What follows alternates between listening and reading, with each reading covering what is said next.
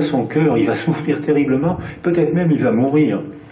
Et voilà, on vous donne la même expérimentation a été faite à Nice, et là, le nouveau symbole de l'autorité, c'était Tanya Young. Vous voyez qui c'est la présentatrice de télé, elle est jolie, c'est la nouvelle autorité, les femmes, elle a une blouse blanche, et c'est elle qui énonce l'autorité. Et 80% des gens, des Kobe, 80% envoient les 400 volts qui risquent de tuer le Kobe. C'est un comédien. Ah, il fait semblant de souffrir, et puis quand il envoie 400 volts, silence. Il est mort. C'est un comédien, il n'est pas mort. Hein. Mais lui, il croit qu'il a envoyé 400 volts.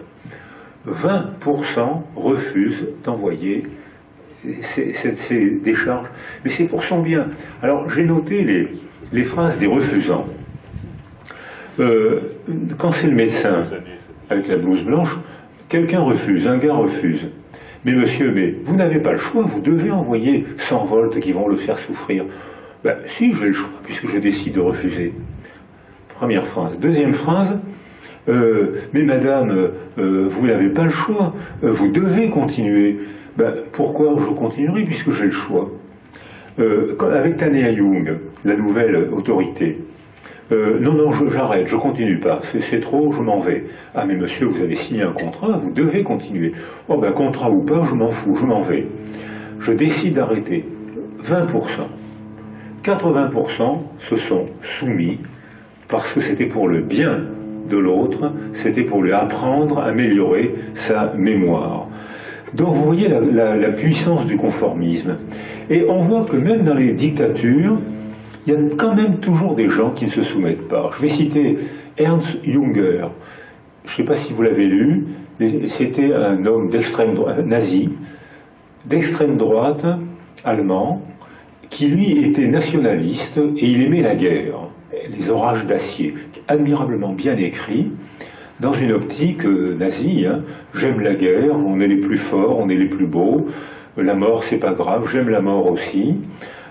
Et à ce moment-là, les lois antisémites arrivent, et Ernst Jünger dit « Mais moi je suis un soldat, j'aime la guerre, je ne vois pas pourquoi j'irai tuer cette famille et ses enfants. » Et chaque fois qu'il voyait une famille, parce que les Juifs, après les lois de Pétain, ou les lois allemandes, mettaient leurs habits du dimanche, mettaient l'étoile jaune, et sortaient et prenaient la position la plus digne possible. Et Ernst Jünger, comme je l'ai vu faire à Bordeaux, Ernst Jünger traverse la rue, enlève son chapeau, mais madame, monsieur, je vous félicite, et remet son chapeau. C'était un nazi patriote, nationaliste. Mais il ne voulait, c'est un homme, il voulait faire la guerre, il ne voulait pas tuer des innocents. Il a refusé. Il a soulevé son chapeau devant une famille juive en disant « Moi, je ne fais pas la guerre aux innocents désarmés ». Donc, il y a les refusants, mais ça implique quand même une personnalité particulière. Alors, je vais conclure avant qu'on échange la parole, c'est-à-dire que ma liberté, c'est de dire parfois oui, parfois non, et la refusante la plus belle, c'est Germaine Tillion, qui vient d'entrer au Panthéon, parce que c'est sa place. Cette petite bonne femme n'a jamais pris les armes. Elle a été résistante. Dès le lendemain de la capitulation par Pétain, elle s'engage dans la résistance. Mais elle n'a pas pris les armes. Mais ceux qui ne prenaient pas les armes risquaient leur vie presque autant que ceux qui prenaient les armes. Hein. Donc elle entre dans la résistance et elle défend les Français. Elle est arrêtée. Elle est déportée à Ravensbrück, elle survit, elle retourne en Algérie, où elle était ethnologue, où elle défend les Berbères et ses amis algériens. Elle est partisan de l'indépendance de l'Algérie en disant « mais il faut que ces Algériens aient leur pays ».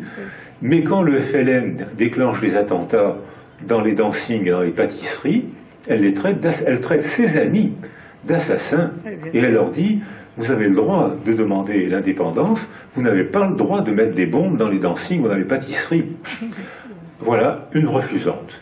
C'est-à-dire qu'elle a eu le courage de défendre, d'engueuler, de traiter d'assassins publiquement dans la presse ses amis qu'elle défendait hier parce qu'elle les considérait comme des assassins. Donc voilà les 2-3 idées que je voulais vous proposer avant la discussion qu'on va avoir maintenant, et je ne refuserai pas d'y répondre. Merci de m'avoir écouté. Merci beaucoup, M. Sergi.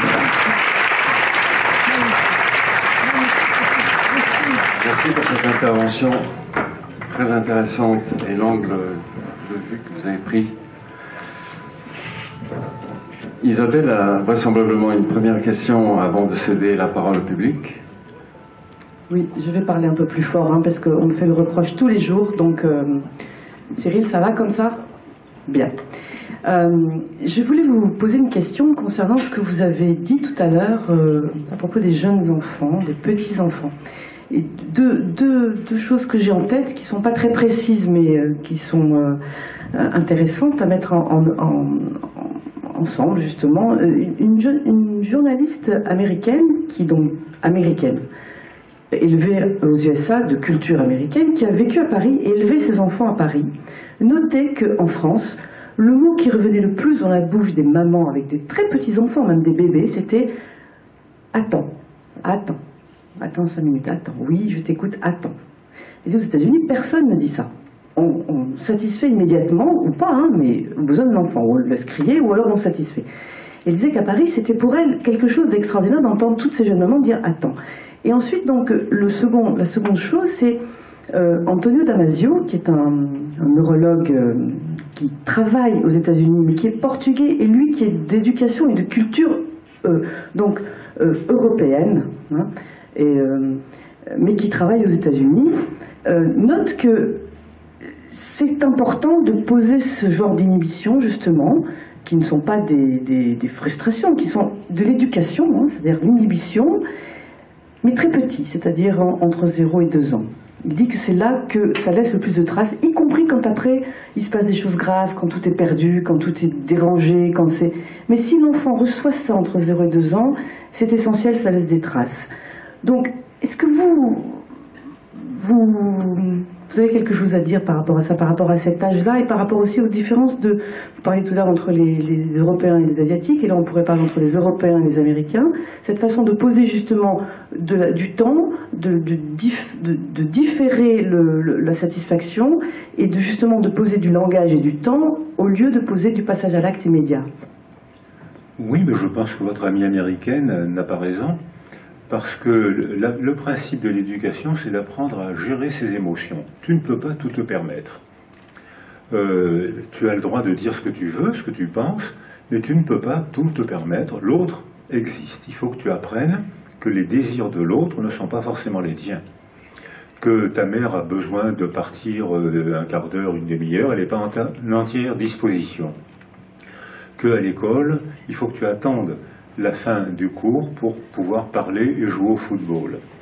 Que tu ne peux pas te jeter sur un plat pour manger pendant que les autres ne mangent pas. Donc je pense que le principe de toute éducation, c'est d'apprendre à gouverner les émotions à condition qu'elles socialisent et à condition qu'on donne sens, que ce ne soit pas un ordre absurde, que c'est un ordre sensé. Il faut que ce soit un ordre sensé. Tu ne peux pas tout te permettre. Tu dois tenir compte de l'existence des autres qui ont des désirs, des besoins, des idées différentes des tiennes. Alors ça peut être le désir d'un marshmallow, ça peut être le désir d'une partie de foot, ça peut être le désir d'un dieu, ça peut être le désir d'une philosophie, etc. Donc ça veut dire que cet attend, je pense que si c'est vrai, si votre ami a raison, je pense que c'est les mères françaises qui ont largement raison. C'est pas mon ami, c'est c'est les Parisiennes, c'est pas les Françaises. C'est une journaliste américaine qui a vécu en France, qui a écrit un bouquin là-dessus, un petit livre. Tu sais qu'elle trouvait ça vraiment surprenant, qu'elle avait noté ça. Des mamans qui disaient « Attends, je t'ai entendu, mais attends. » Les enfants, les petits-enfants américains sont hyper couvés, alors que les enfants asiatiques sont très entourés, mais pas hyper couvés. C'est-à-dire que ils sont très entourés, ils ne sont jamais laissés seuls. Il y a toujours un adulte auprès d'eux. J'ai été invité chez les Indiens de Lima, de la banlieue de Lima. Les hommes sont follement pauvres, Les hommes partent à pied sur les chantiers de la ville, ils ne peuvent pas rentrer tous les soirs parce que c'est trop loin, donc ils dorment par terre, ils mangent ce qu'ils trouvent, ils se lavent quand ils y pensent, et le samedi soir, ils rentrent à pied avec la paye de la semaine, et la fête commence. C'est-à-dire que les femmes gèrent tout le village, l'école, et les enfants appartiennent au groupe. C'est-à-dire que n'importe qui est père, n'importe qui est mère. Ce qui fait que les enfants sont dans une sécurité totale, parce qu'ils courent, ils sortent jamais d'un espace, il n'y a pas de barrière, ils sortent jamais d'un espace virtuel qui est celui du village, et là on les voit courir dans tous les sens, faire les pitres, etc. Parce qu'il y a toujours un adulte qui peut s'occuper d'eux, les consoler s'il y a un petit chagrin, les aider s'il y a une difficulté, et les gronder s'ils passent à l'acte sans tenir compte de la présence de l'autre. C'est-à-dire que tout homme, toute femme est éducatrice, et père et mère. Et les enfants se développent, il y a peu d'écoles, ils sont follement pauvres, ils se développent extrêmement bien, ce qui n'est pas le cas des petits Américains, qui sont très... Alors eux, ils sont très entourés, mais les Asiatiques font comme les Indiens de Lima. D'ailleurs, il paraît que génétiquement, c'est la même... S'il y a des généticiens dans la salle, il paraît que c'est la même source. Je dis ce qu'on m'a dit. Hein. Mais les Asiatiques sont élevés à la dure parfois. Hein. Ils sont entourés, mais parfois ils attendent. Ou même ils doivent faire ce que leur disent les parents. Mais ils ne sont jamais abandonnés. Alors que les petits Américains vivent dans une pléthore affective. Et à l'adolescence, ça donne des résultats pas terribles. Hein. Avec un taux de suicide montant, avec un taux de dépression faramineux, un taux d'obésité stupéfiant.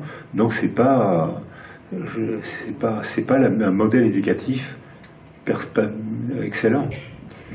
L'autre question aussi qui me venait quand je vous entendais parler des refusants, des gens qui ne veulent pas faire quelque chose, et aussi des subjugués, hein, il me vient à l'esprit l'idée de ce... Alors je ne me souviens plus du nom du tout, ma mémoire me trahit, de ce consul qui était consul à Bordeaux pendant la guerre, qui lui, un Portugais, là encore, hein, qui lui, alors lui il était totalement subjugué, hein, c'était vraiment un pion de Salazar, du dictateur portugais, en pleine guerre, donc il était à Bordeaux, il exécutait strictement ce qu'on lui disait, à savoir, pas de visa, on reste à la frontière, et sachant très bien que les gens qui restaient à la frontière étaient immédiatement transportés dans des camps, puis immédiatement déportés. Et voilà un homme qui perd de 8 enfants, très croyant par ailleurs, il faisait ça très tranquillement, il était subjugué par Salazar, ça allait dans son sens, on lui avait dit tu fais ça, il le faisait. Et à un moment donné, tout d'un coup, cet homme, parce qu'il a rencontré dans la rue une femme qui l'a apostrophé, qui lui a dit mais vous savez ce qu'on vit, nous, qui lui a expliqué. Là, effectivement, c'est plus devenu, comme vous disiez, un morceau ou quelque chose, c'est devenu une personne, elle s'est incarnée, elle a incarné cette douleur, elle lui a expliqué, il est rentré chez lui, il a assis sa femme, tout le personnel de l'ambassade, ses enfants, il en avait 8, il leur a donné des tampons, des visas, ainsi de suite, et il s'est mis à tamponner des visas par centaines, par milliers. Il est devenu un refusant, il l'a payé très cher, il n'y avait pas de portable à cette époque-là, il n'y avait pas, donc ça a mis quelques jours à arriver aux oreilles de l'autorité portugaise et des Allemands surtout. Il a été arrêté, destitué, enfin bref, il a vécu dans la misère, ses enfants ont été bannis du Portugal et il est mort dans la misère. Mais voilà quelqu'un qui, d'un subjugué, est devenu un refusant par cette... voilà, d'un coup. Il s'appelait De Souza, comme tous les Portugais. Voilà. Tous les Portugais s'appellent De Souza.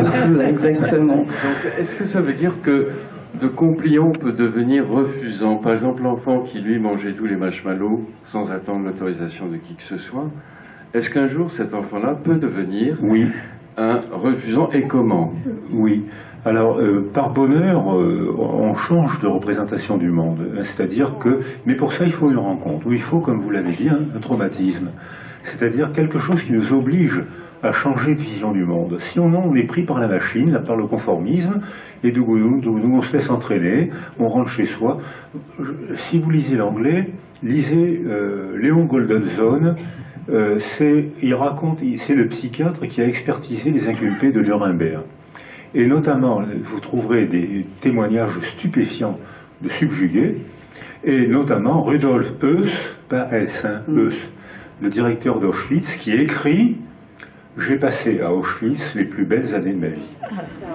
Alors, comment expliquer ça? Et dans le livre, alors il répond « J'étais très amoureux de ma femme, on s'entendait très bien.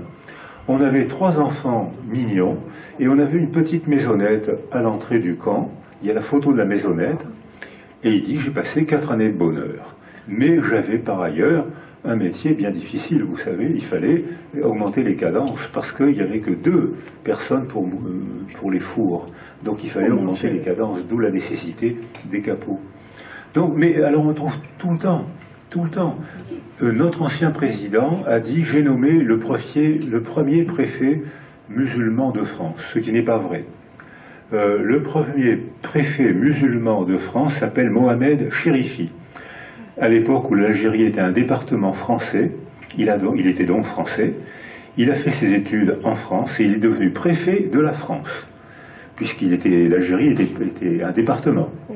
Et il était préfet à Limoges quand il a reçu l'ordre du gouvernement de Vichy de faire une rafle, et il a répondu, je suis préfet, je n'arrête que les délinquants ou ceux qui troublent l'ordre public, je n'enverrai pas la police pour arrêter des innocents. Mohamed Chérifi, 1940, 6 mois avant la libération. C'est-à-dire que cet homme a pris un risque énorme, parce qu'il aurait dû être arrêté et mourir en déportation, comme c'est arrivé à un autre préfet. Et lui, ils n'ont pas osé l'arrêter. Et puis en plus, c'était 44, c'était janvier 44, on savait que l'armée allemande allait perdre la guerre, la débâcle commençait, donc le gouvernement n'a pas osé arrêter M. Chérifi. Mais voilà un refusant. Alors les conversions, ça existe, mais c'est douloureux, c'est très angoissant. Mon Dieu, qu'est-ce que j'ai fait? Par exemple, il y en a, mais ça ne peut arriver qu'au cours d'un événement majeur. C'est pas un argument. C'est pas un argument qui va les convaincre.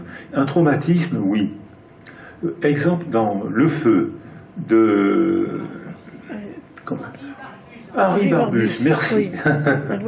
Dans Le Feu de Henri Barbus, à un moment il dit, ils reçoivent l'ordre de partir au combat, et les Français reçoivent l'ordre, et les mitrailleuses allemandes balayent, et tout le monde tombe, et lui plonge dans un trou, et au moment où il plonge dans le trou, il voit un uniforme allemand qui plonge en même temps que lui dans le même trou. Il roule, je ne sais pas ce qui se passe, il roule mieux que le soldat allemand, il tire le premier et il le tue. Et il ne peut pas sortir du trou de bombe parce que les mitrailleuses assaisonnent. S'il sort, il va être haché. Donc il reste face à l'homme qui l'a tué. Dans un premier temps, il est content. Il a tué un Boche. Il est content. Et puis quand il reste en face de lui, c'est un homme qui a son âge. Il s'approche de lui, il prend son portefeuille, il prend sa médaille, et il voit qu'il prend son portefeuille, il prend sa médaille, il voit qu'il a son âge. Il prend son portefeuille, il voit que c'est un paysan, comme lui. Et dans son portefeuille, il voit qu'il y a une photo avec une femme, des enfants, des cousins, des animaux, comme lui. C'est plus un Boche qui l'a tué, c'est un homme comme lui. Qui a dit c'est le feu? Est-ce que vous connaissez la page pour aider? Vous vous rappelez? Alors voilà. Et donc, il était heureux de tuer des Boches, mais dès l'instant où c'est plus des Boches qu'il tue, c'est des hommes, il est très malheureux. Oui.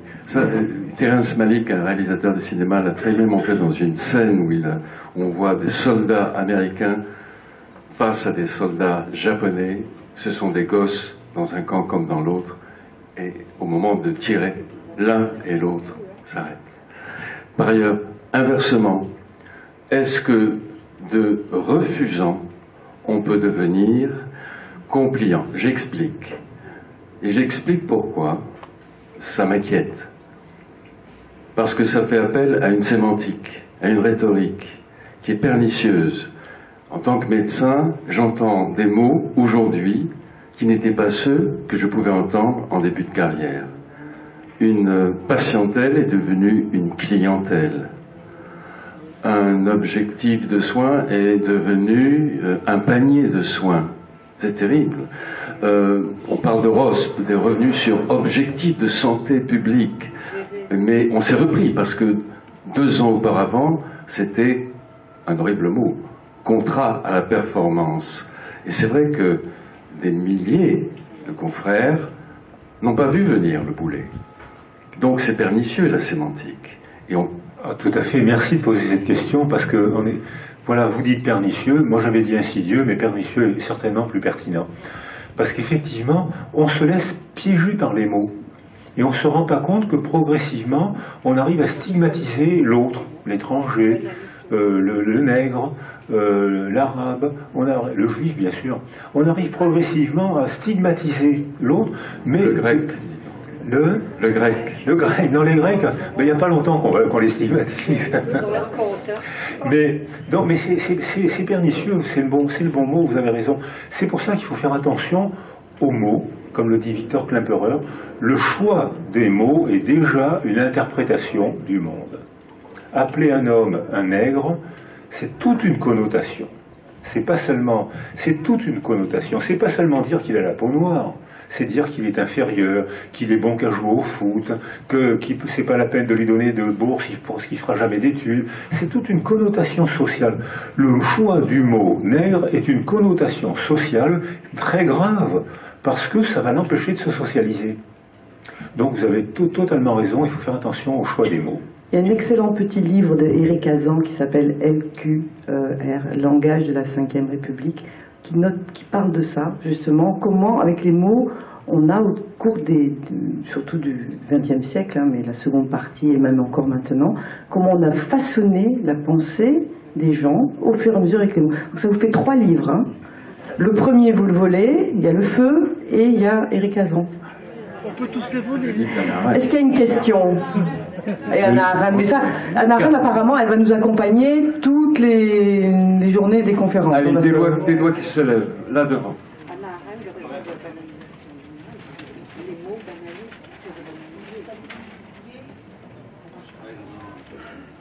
Comme vous le disiez, il y a beaucoup plus d'acceptants que d'opposants. Il y a beaucoup plus de gens qui se soumettent que de gens qui s'opposent. Bon, on ne peut quand même... Alors, vous avez donné une explication par la théorie de l'attachement et de la mère insécure. Bon, est-ce que ça suffit comme explication? C'est sûrement l'explication principale. Mais que fait-on après dans l'éducation? Parce que, vous voyez, moi, ce qui m'a toujours stupéfaite, depuis que je suis petite et que j'ai été élève, c'est de voir, comme nous sommes là, écouter un maître, sans arrêt, et... Centimètre. Et je trouve qu'on entraîne les gens un peu au suivisme. Vous savez, la servitude volontaire dont parle la Boétie, c'est ça notre grand ennemi. C'est plus que les totalitaires. Notre grand ennemi, c'est la servitude volontaire. Donc, quand on n'a pas eu la chance d'avoir des mères sécures, il y a des voies pour s'en guérir. Il y a la thérapie, il y a les rencontres résilientes qui amènent la résilience, on espère, et puis il y a l'éducation. Alors, moi j'ai pensé à un truc. Dans l'éducation, j'ai toujours trouvé qu'il était tout à fait aberrant de demander aux gens de se justifier quand ils n'étaient pas d'accord avec ce que disait un maître. Moi, je les ferais se justifier quand ils sont d'accord. Bien, merci. Alors oui, il y a une majorité de suivistes, comme vous dites, parce que la pente naturelle, c'est d'obéir. Si on n'obéissait pas, on ne pourrait pas faire du social. Jusqu'à où peut-on obéir? Jusqu'à où doit-on obéir?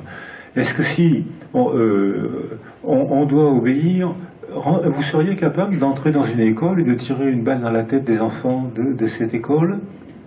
Peut-être oui. Alors, si vous connaissiez mes enfants, vous ne pourriez pas. C'est-à-dire que... Donc ça veut dire qu'il y a beaucoup de gens, mais je pense que, comme vous l'avez dit, quand on se soumet à une représentation verbale, à un langage, on est piégé par les mots. Et c'est le plus sincèrement du monde qu'on fait qu'on commet des crimes. Toutes les guerres sont des guerres de croyance. À l'origine des guerres, c'était des guerres de cité-État. C'est-à-dire qu'un groupe d'hommes prenait une terre s'emparer d'une terre, et si la terre du voisin donnait plus de fruits et d'eau, quand ces hommes-là voyaient leur famille ou leur groupe mourir de faim ou de soif, le groupe valorisait les bagarreurs et les envoyait attaquer le groupe d'à côté. Et j'ai lu des textes il n'y a pas longtemps, c'était des guerres très très meurtrières. Ce que je vais dire est affreux. C'était presque, ça pouvait se comprendre, puisque son groupe était en train de mourir de faim et de soif, alors qu'il y avait à manger et à boire à 1 ou 2 kilomètres. C'est pas bien, mais ça pouvait se comprendre. Maintenant, c'est des guerres de croyance. Je crois que mon Dieu est plus fort, c'est le seul vrai Dieu, pas le vôtre. Vous méritez la mort, parce que si vous n'êtes pas d'accord, vous êtes blasphématoire. Je crois que mon chef politique est le seul qui a une bonne doctrine économique. Si vous n'êtes pas d'accord avec une autre, si vous avez une autre doctrine économique, vous méritez la prison. Je crois que mon chef scientifique, c'est le seul qui a raison. La preuve, c'est qu'il vient de me donner un poste dans son laboratoire, c'est vous dire s'il a raison. Donc la tendance naturelle, c'est la soumission. Et l'insoumission, vous avez dit opposition, il ne s'oppose même pas. Germaine Tillion, elle a dit ce qu'elle pensait, elle s'est retrouvée à Ravensbrück, mais elle n'a pas pris les armes. Quand ses amis du FLN ont mis des bombes, elle n'a pas pris les armes contre eux, mais elle leur a dit, vous êtes des assassins. Vous ne pouvez pas tuer des enfants ou des jeunes dans un dancing ou des enfants dans une pâtisserie. Or, la plupart de nos guerres sont des guerres de croyance. Donc, les problèmes d'alimentation et d'eau qui vont réapparaître. Les problèmes de sécheresse, les migrations climatiques sont déjà commencés. Mais c'est pas bien, mais il y a presque une raison. Alors que dans les problèmes de croyance, il y a une déraison. Puisque chacun est convaincu, la notion de blasphème est une notion criminelle. Si vous ne me croyez pas, le simple fait d'employer ce que vous venez de dire, la fonction pernicieuse, la dérive pernicieuse des mots, le mot mécréant, ça veut dire que vous, puisque vous n'avez pas le même Dieu que moi, vous avez une mauvaise croyance. Moi, je crois au bon Dieu, mais pas vous. Donc si vous mourrez, si on vous met en prison, vous n'avez que ce que vous méritez. Ensuite, il y a le mot insulte. Et ensuite, on arrive au mot blasphème. Alors, le mot insulte, il y a le chevalier de la Barre, au XVIIIe siècle, à l'époque de Voltaire, il fallait enlever son chapeau quand un curé passait. Maintenant, il y a plein de curés qui passent dans la rue, on n'enlève plus son chapeau. À l'époque de Voltaire, c'était considéré comme une insulte. Le chevalier de la Barre refuse d'enlever son chapeau, il est attrapé, on lui arrache la langue, on l'écartèle, il meurt. Et le mot blasphème est le mot criminel, le mot qui, juste avant le passage à l'acte, est criminel. Vous lirez dans la Bible que est blasphématoire une femme qui n'a pas mis au monde d'enfant à l'âge de 25 ans, puisqu'elle n'a pas mis au monde une âme pour adorer Dieu, donc c'est une insulte à Dieu, donc elle est blasphématoire. Vous lirez que le coitus interruptus est un blasphème, puisque quand j'ai fait mes études de médecine, on nous apprenait que est pervers celle qui a des relations sexuelles sans avoir l'intention de faire un enfant. Oui, vous avez Il y en a des pervers dans cette salle. Le coitus interruptus était considéré pendant très longtemps comme un acte pervers parce qu'il empêche de mettre au monde une âme. Et je vous propose un jeu. Ah oui. Vous prenez vos 3 doigts et vous mettez le pouce entre l'index et le majeur. Ah ben oui. Faites-le. Oui, ça y est. Vous méritez la mort. Ah bon? Vous méritez la mort. C'est la figue au pape. Regardez bien, madame, c'est un sexe de femme. Il y a le clitoris qui est là et les grandes lèvres qui sont sur le côté. Dieu. Vous n'y avez pas pensé? Vous l'avez pas vu? Vous méritez la mort. Parce que vous avez fait le blasphème, là, vous avez fait la figue en passant devant la statue du Christ. Oh mon Dieu. Les Templiers ont été brûlés, torturés et brûlés pour avoir fait ce geste, la figue au pape. Et il paraît qu'en Afrique, là je dis ce qu'on m'a dit, je l'ai pas vu, il paraît qu'en Afrique ça existe encore, il y a encore des tas de peuples qui considèrent que c'est un geste blasphématoire. Des peuples chrétiens qui considèrent que c'est un geste blasphématoire. Donc voilà la dérive des mots. Les mots sont pernicieux, mécréants, insultes, blasphèmes, mise à mort, logique, morale. morale. C'est au nom de la morale qu'on va les mettre à mort. Donc voilà, merci d'avoir employé ce mot. Moi je disais dérive des mots, mais c'est des mots pernicieux.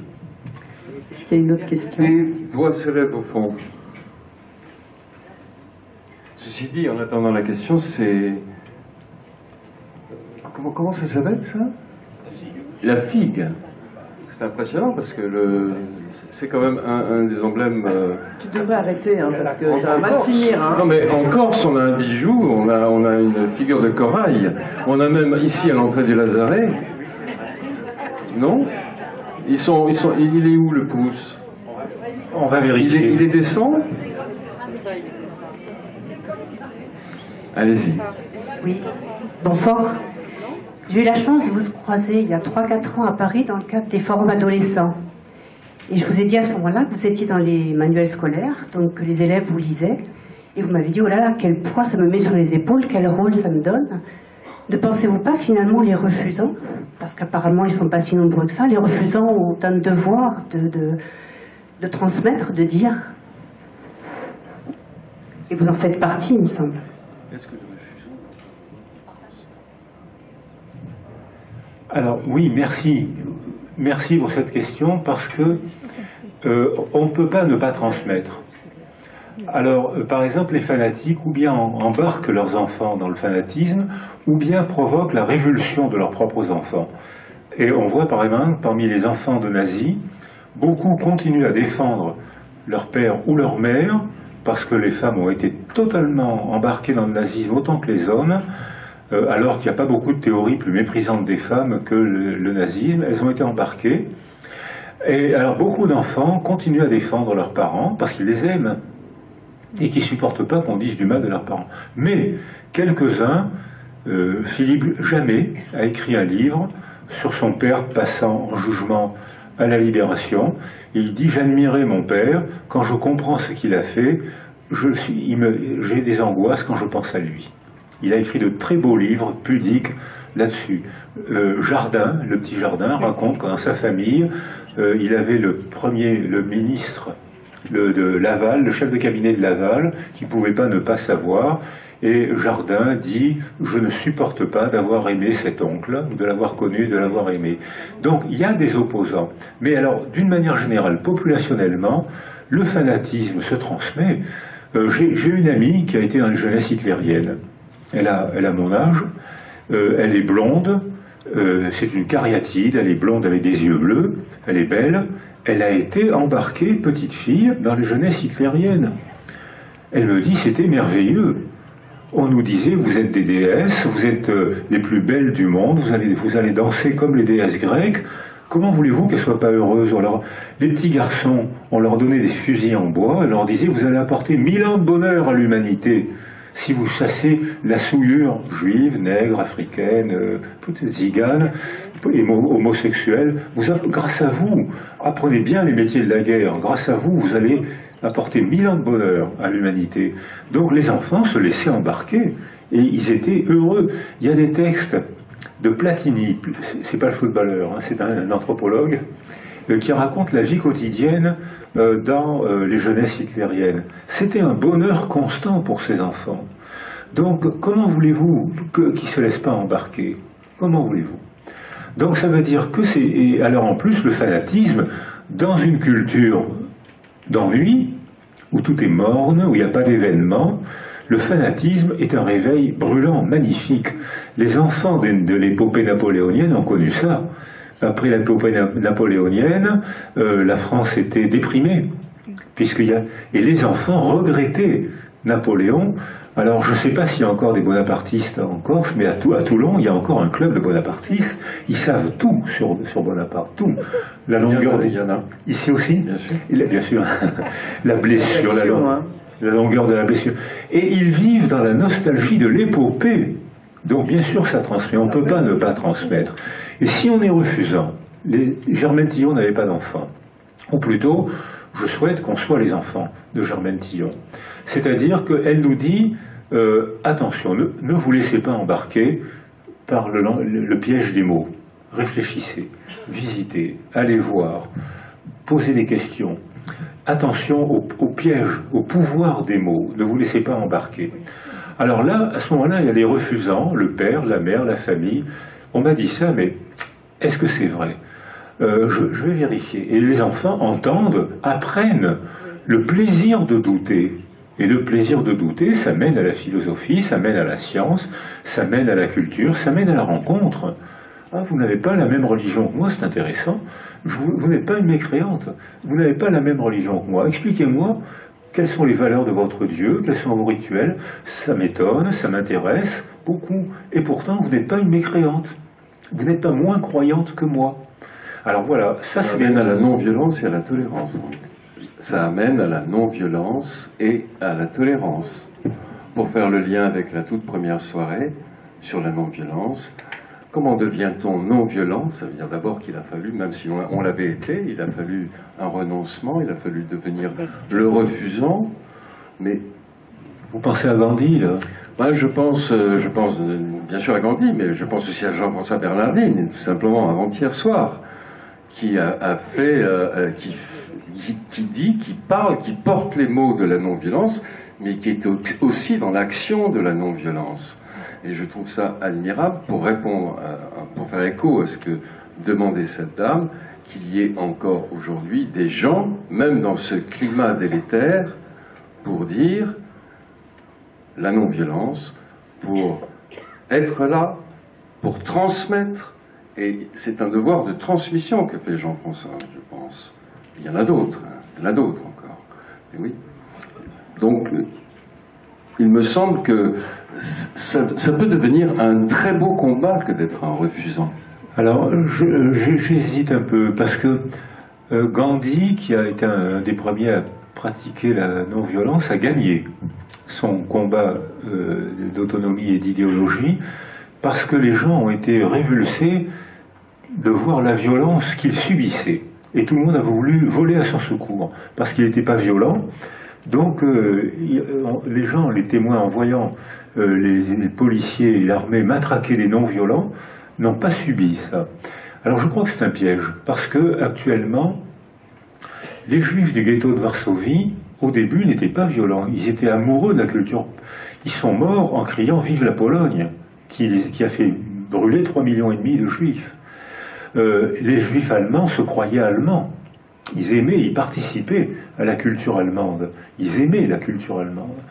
Et pendant la guerre de 14-18, Pétain les appelait les juifs intéressants. C'est-à-dire qu'ils avaient combattu dans les armées françaises, allemandes, ils avaient été décorés.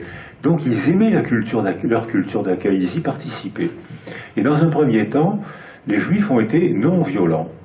Et ça leur a coûté terriblement cher, ils n'avaient ni territoire ni armée.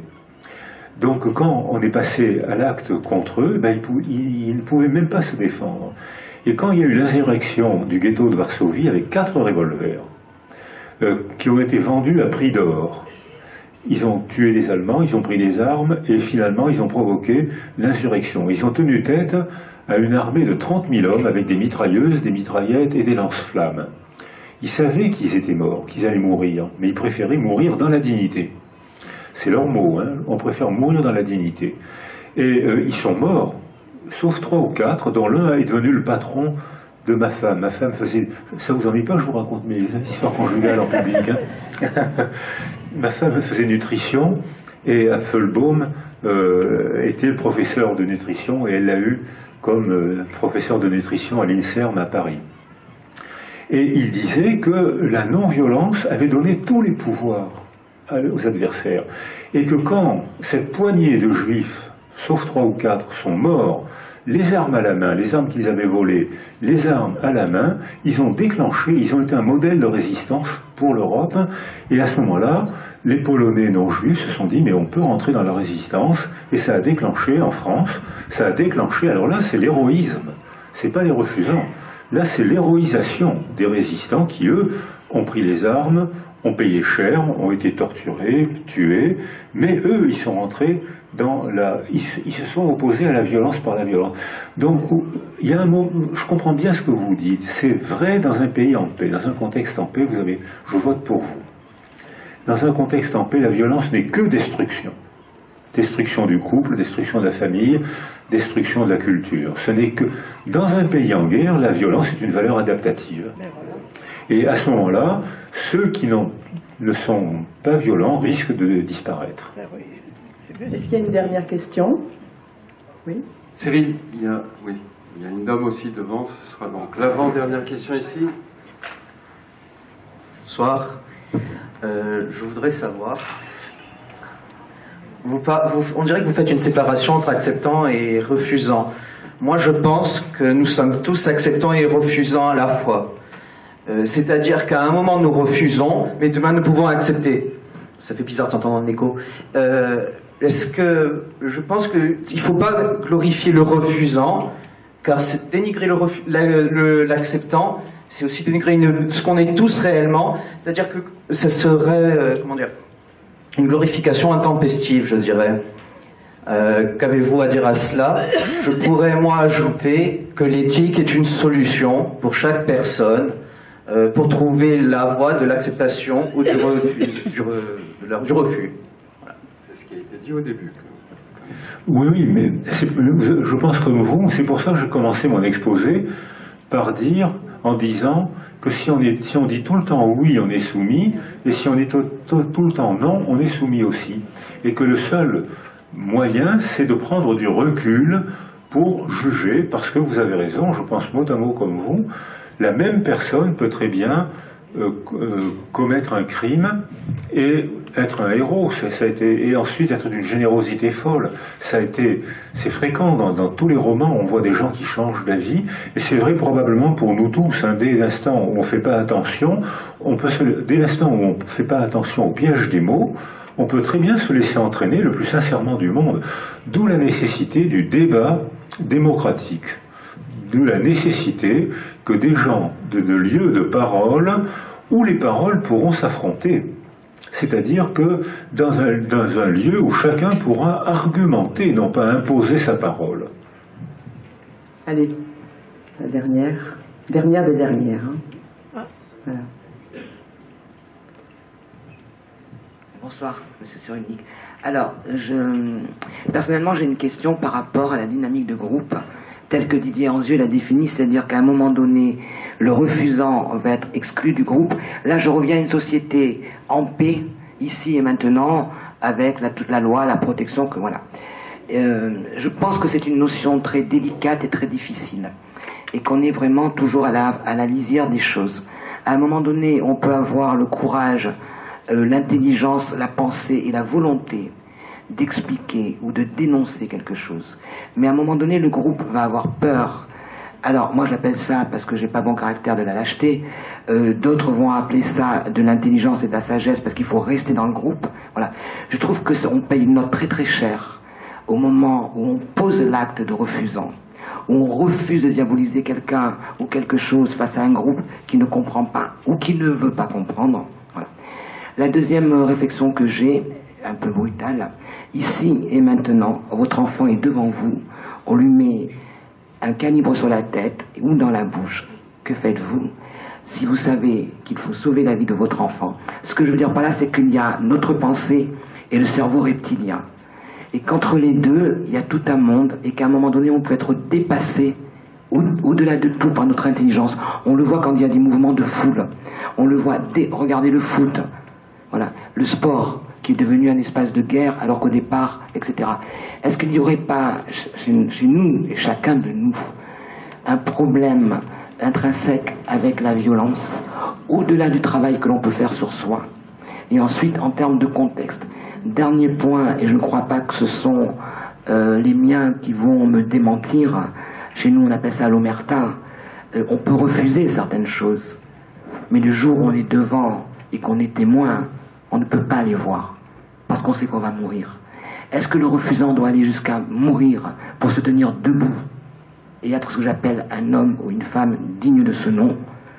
Quel est notre droit quand on est refusant dans un monde de paix, je précise? Merci. D'accord.